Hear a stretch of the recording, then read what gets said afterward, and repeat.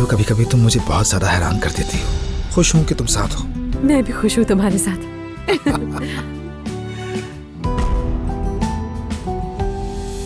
अम्मी देखिए ना, हम कितने अच्छे लग रहे हैं।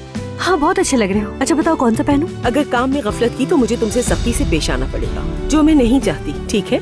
ठीक है नाइला साहिबा, मैं ख्याल करूंगी। अरे जरा ध्यान से।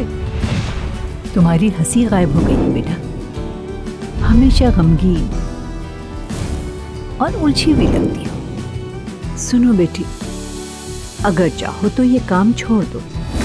नाज़ली, मैं करना ही नहीं चाहता। चलो ना प्लीज, हम कम से कम एक दफा साथ मिलकर कुछ नया ट्राई करेंगे। हाँ नाज़ली के साथ आया हूँ, ओपनिंग से पहले माइंड फ्रेश कर दे।